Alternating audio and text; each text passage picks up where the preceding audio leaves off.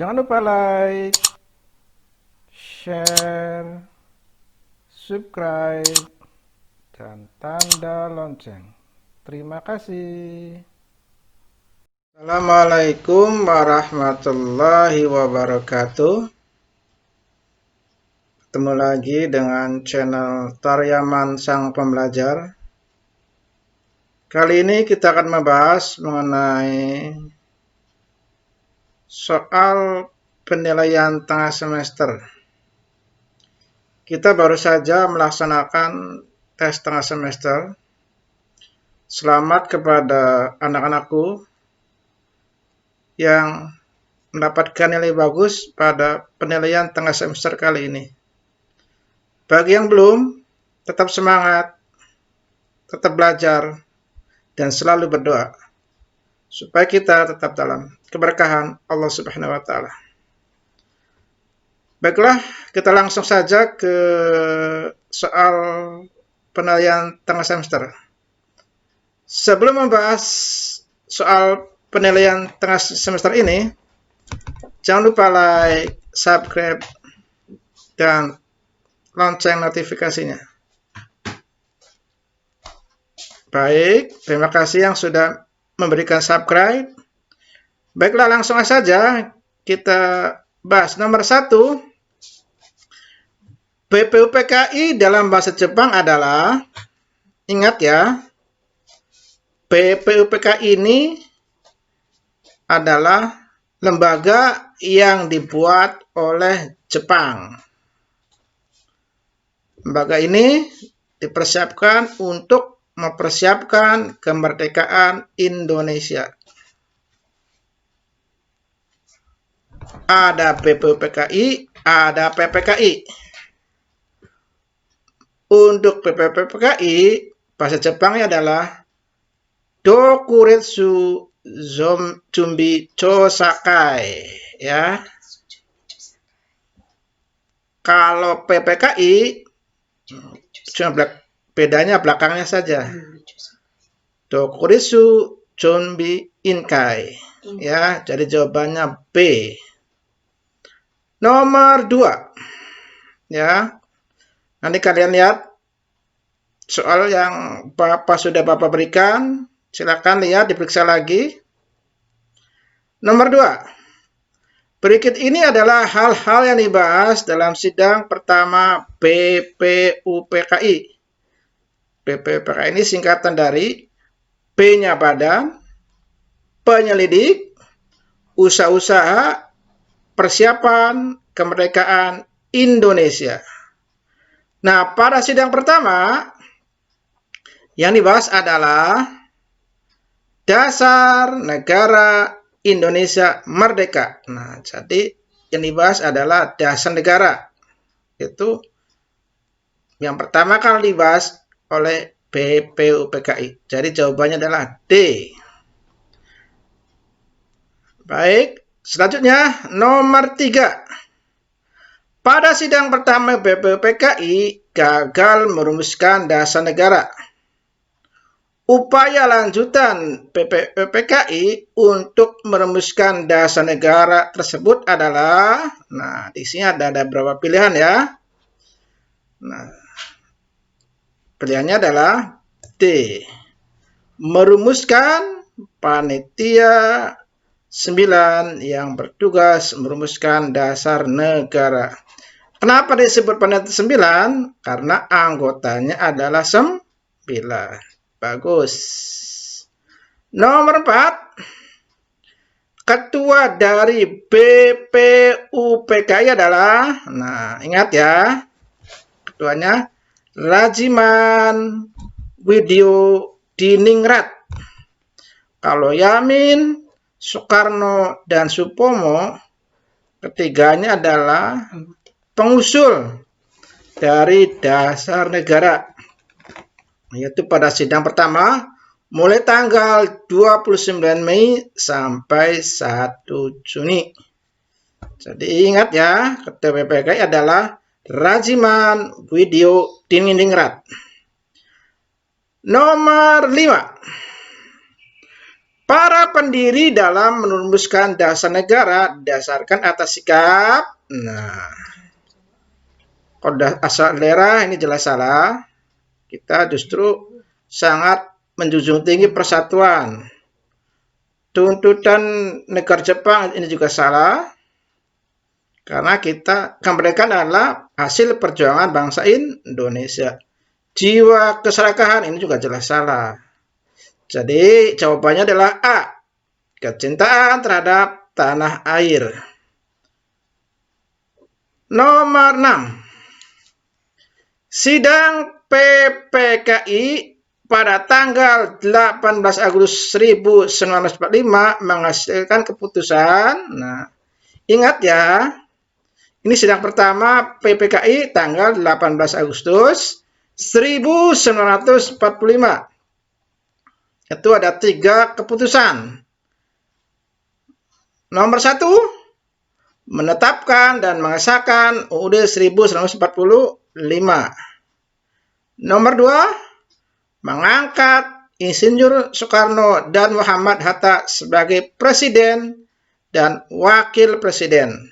Jadi, Soekarno itu adalah presiden pertama negara Republik Indonesia. Dan yang nomor 3, untuk sementara PPKI dibantu oleh KNIP, Komite Nasional Indonesia Pusat. Nah, jadi jawabannya adalah A, ya. Jadi A, menetapkan dan mengesahkan UUD 1945. Nomor 7. Nah, ini kemerdekaan yang diproklamirkan tanggal 17 Agustus 1945 merupakan, jelas jawabannya adalah A. Perjuangan bangsa Indonesia. A, C, D ini jelas salah. Perjuangan itu mulai dari zaman Belanda, dari mulai awal penjajahan Indonesia sampai terakhir sampai mempertahankan kemerdekaan Indonesia dan sampai sekarang, yaitu mengisi kemerdekaan. Jadi jawabannya adalah B. Perjuangan bangsa Indonesia. Nomor 8, coba lihat, perhatikan ya. Sikap yang menunjukkan rasa cinta terhadap tanah air adalah, ini perilaku ya. Perilaku yang menunjukkan rasa cinta. Bangga berbahasa Indonesia. Selalu memakai produk impor. Bangga melihat film-film Mandarin. D, selalu berlibur ke luar negeri. Mana jawabannya? Betul, jawabannya adalah A. Bangga berbahasa Indonesia. Kalau ini B salah ya. Justru kita, kalau bisa kita memakai produk dalam negeri sebagai rasa cinta Indonesia, bukan produk impor. Termasuk ini, kita diharapkan kita melihat film-film dalam negeri juga, termasuk berlibur. Sebelum ke luar negeri, kita berlibur dulu ke wilayah negara Indonesia, karena keindahan negara Indonesia tidak kalah keindahannya dengan negara luar. Ya, ingat ya, jawabannya adalah A. Nomor 9. Yang mengesahkan UUD 1945 pada tanggal 18 Agustus 1945 adalah, nah ini sebenarnya sudah ada soal yang tipe kayak gini tuh. Itu di soal nomor 6. Ini nomor 6 ya. Sama adalah PPKI. Nah, nomor 10. Badan yang dibuat Jepang dengan anggota 21 orang dan diketuai oleh Soekarno adalah, ya, kemudian ditambah lagi dengan anggota 6 orang dari orang Jepang. Badan ini bernama, nah ingat ya, Kalau BPUPKI diketuai oleh Rajiman Widyodiningrat. Ingat ya, kalau BPUPKI, ya ini ya, ketuanya adalah Rajiman Widyodiningrat. BPUPKI ini bubar pada tanggal 7 Agustus 1945 dan diganti oleh siapa? Apa nama lembaganya? Penggantinya? Namanya PPKI. Ingat ya. Jadi PPKI ini melanjutkan persiapan kemerdekaan Indonesia setelah BPUPKI bubar ya. Jadi Soekarno adalah ketua dari PPKI. Jawabannya C. Nomor 11. Setelah mencapai kemerdekaan, maka kewajiban kita adalah coba yang mana? Pesta Pora. Ini jelas salah ya, pesta yang meriah. Salah ini ya. Berziarah ke makam pahlawan, bagus. Tapi cari yang paling benar di antara keempat pernyataan ini. Ya, yang mana? Betul. Jawabannya adalah B. Mempertahankan dan mengisinya dengan hal-hal positif. Nah, jadi adik-adik terus berprestasi dalam rangka mempertahankan dan mengisi kemerdekaan. Nomor 12. Hasil sidang panitia 9 BPUPKI adalah ya. Apa jawabannya? Betul, Piagam Jakarta A atau Jakarta Charter. Ya, ingat ya. Hasil sidang panitia 9 BPUPKI adalah Piagam Jakarta atau Jakarta Charter. Nomor 13 ya. Tetap semangat, tetap ikhlasan. Jaga ikhlasan, jaga semangat. Pak Jajuli berusaha untuk hormat pada orang lebih tua. Perilaku Pak Jajuli merupakan pelaksanaan dari norma. Nah, mana yang paling tepat? Sebenarnya agama juga betul ya. Cuma di antara keempat ini yang paling betul adalah ya norma kesopanan. B ya. Karena norma kesopanan ini adalah mengatur hubungan antar manusia, yaitu Pak Jajuli dengan orang yang lebih tua. Jadi jawabannya adalah norma kesopanan. Nomor 14. Bila semua manusia mau berbuat baik sesuai dengan norma yang berlaku, maka akan terwujud. Nah, jawaban yang mana nih? Ya. Ternyata jawabannya A. Kehidupan, keluarga, dan masyarakat harmonis. Ya. Jadi kalau kita melaksanakan norma, imbasnya adalah kehidupan, keluarga, dan masyarakat yang harmonis. Ya. Ini yang paling tepat ya di antara ketiga pilihan ini ya. Kalau permusuhan ini jelas salah. Kondisi lingkungan yang tidak kondusif itu jelas salah. Nah, kalau yang B, nah yang namanya norma bukan hanya pada kesejahteraan saja, tapi kepada semua aspek ya. Jadi jawabannya adalah A. Nomor 15 ya. Ini kita bab 2 ya, mengenai norma.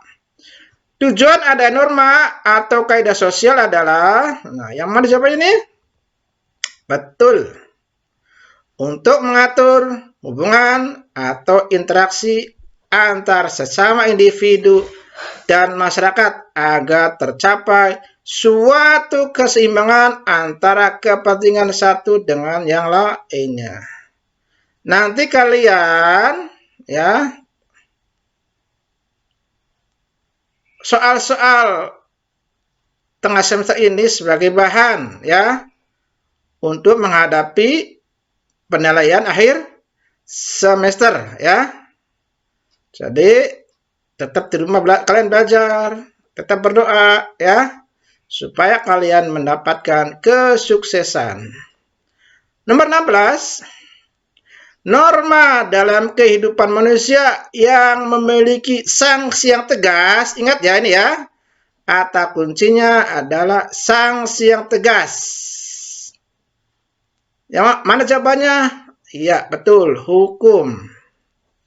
Di antara keempat norma ini ya, yang sanksi tegas adalah norma hukum. Ya, ini ya. Nih. Nomor 17. Nah, kita lihat lanjut ya. Di bawah ini yang bukan termasuk sanksi dari pelanggaran norma kesusilaan adalah malu. Ini yang bukan ya, ingat. Yang bukan, ingat ini, jangan sampai salah baca ya. Yang bukan termasuk sanksi ya dari pelanggaran norma kesusilaan adalah malu, cemas, dipenjara, dan menyesal. Yang mana jawabannya? Betul, C. Di penjara. Kalau di penjara ini adalah sanksi dari norma apa? Iya, norma hukum. Jadi kalau kalian melanggar norma hukum, salah satu sanksinya adalah di penjara. Nomor 18. Pentingnya menaati hukum yang berlaku dalam masyarakat adalah, nah, mana jawabannya? Ya, B. Terciptanya ketertiban dan ketentraman. Ini tujuan adanya norma hukum ya. Terciptanya ketertiban dan ketentraman. Nomor 19.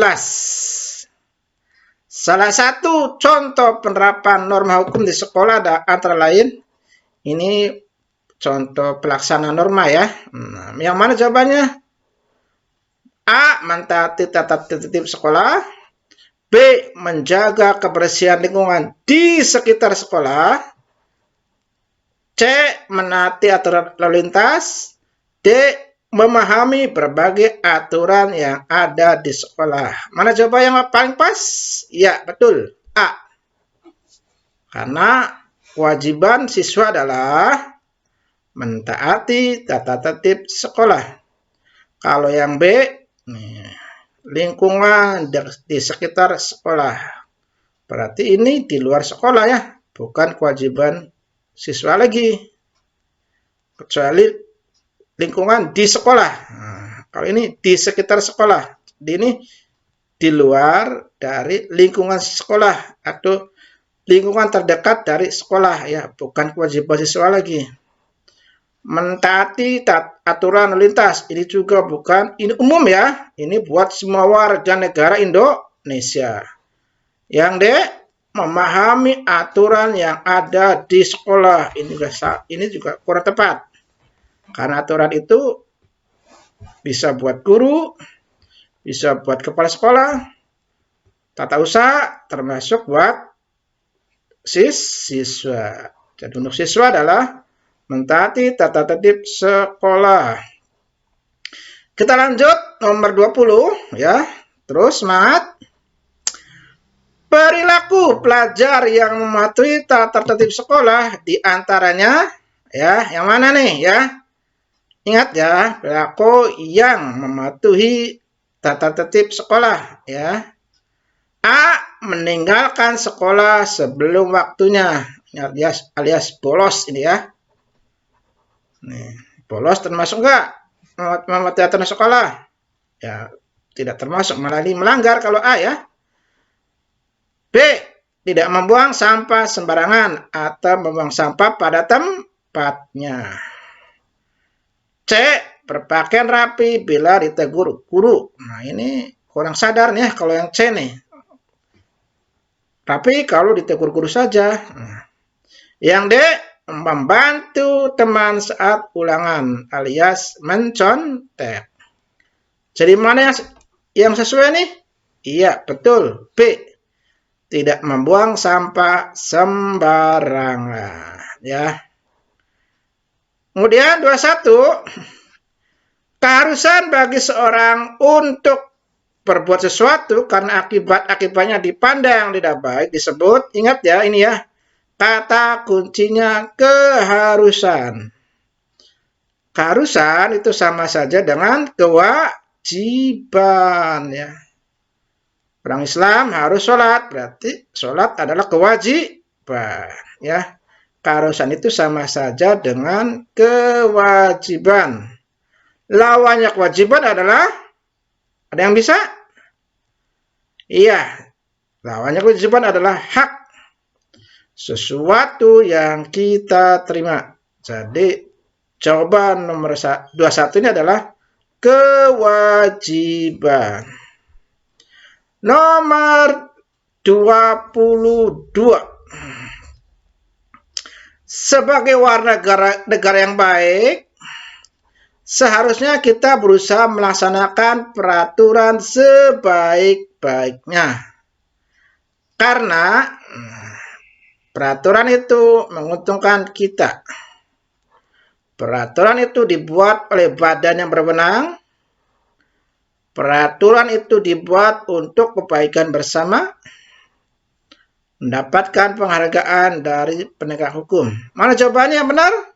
Iya, jawabannya adalah C. Ingat ya, hukum ini dibuat untuk ketertiban dan ketentraman. Jadi untuk kebaikan bersama. Nomor 23. Ya, lanjut lagi. Kesadaran hukum pada dasarnya bersumber dari orang lain, ancaman sanksi, sikap memaksa dari hukum. Nah, mana jawabannya? D ya. Diri sendiri dan ancaman sanksi.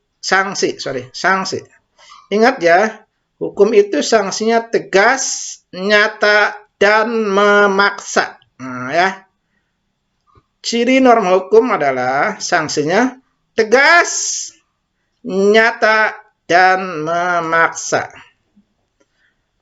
Nomor 24. Norma yang bersumber dari hati nurani adalah, yang mana jawabannya?